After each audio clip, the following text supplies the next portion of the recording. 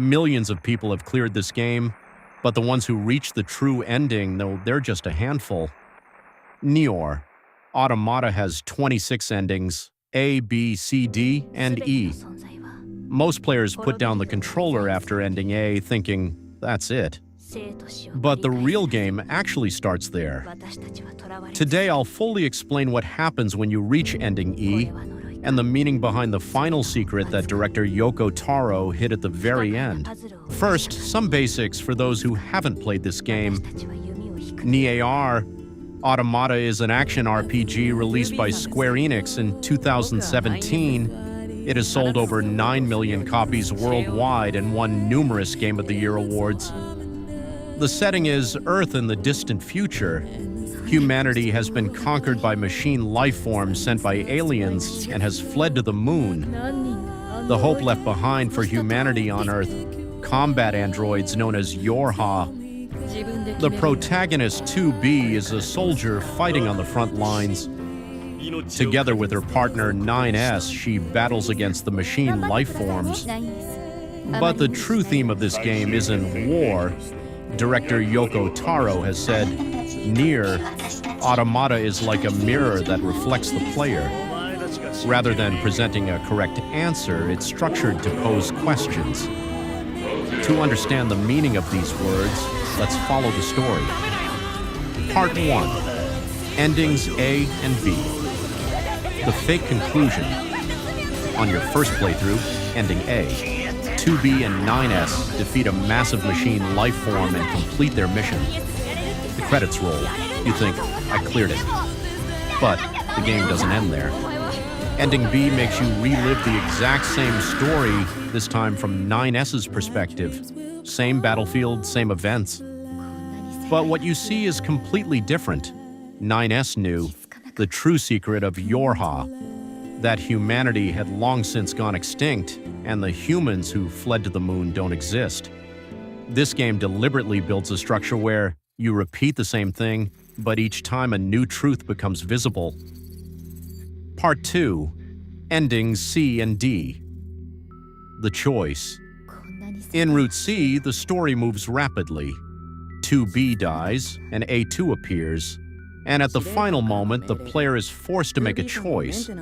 Kill 9S and destroy the machine lifeform network, or kill the machine lifeforms and save 9S. Whichever you choose, one of the characters dies. After seeing ending C, ending D unlocks. Only after seeing both, the door to ending E opens. Part 3. Ending E. The true conclusion. Ending E is one of the most original scenes in gaming history. Suddenly, the screen turns into a shoot-'em-up.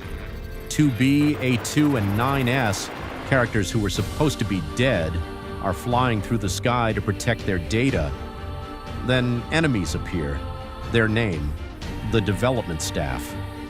You end up fighting the game's own development team. But this is where the real thing begins.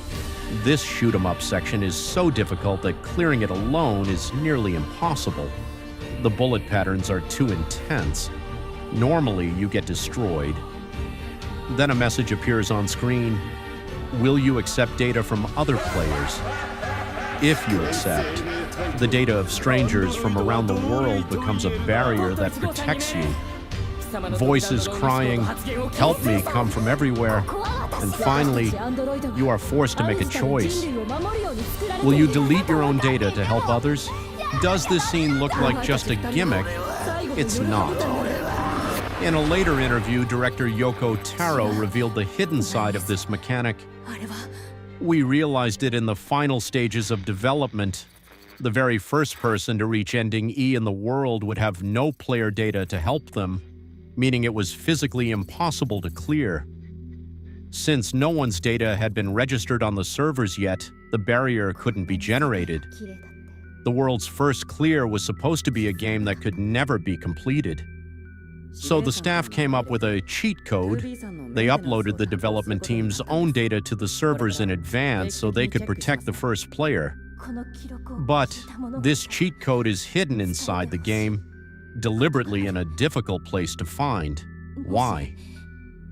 I wanted players to search for that final hope outside the system, the way humans look to God. That's what Yoko Taro said. There's one more important thing. When you delete your data in Ending E, it's really gone. All your save data, your entire play record built up over dozens of hours. This isn't pretending to disappear as a game production trick. It physically disappears for real. Why create such a mechanic? When Yoko Taro was young, he accidentally shifted a Dragon Quest cartridge and his save data vanished. The despair from that moment and the loneliness of not being understood, that's the origin of this mechanic, he has said. But there's a larger theme. The characters inside the game die and revive thousands of times, carrying their memories forward and continuing to fight. This game, which has kept asking, what is life, and what is the meaning of existence, what it's saying at the very end is this: can you sacrifice your own data to save a stranger you've never met? This is no longer just about a game. Yoko Taro has said, NieR Automata is a mirror that reflects the player. If you seek light, you'll see light.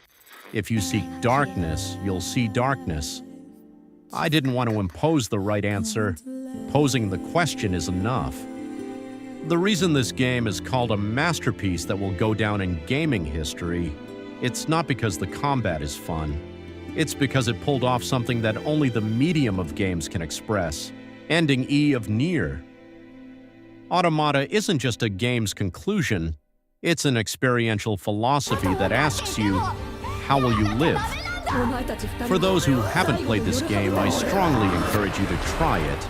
For those who have already cleared it, did you make it to Ending E? Did you delete your data? If not yet, try experiencing for yourself what kind of feeling that choice produces. In the next video, I'll explain the world of Persona 5. Why every dungeon is a metaphor for a social issue, structured so that even people who haven't played the game can enjoy it. Likes and subscribes are greatly appreciated.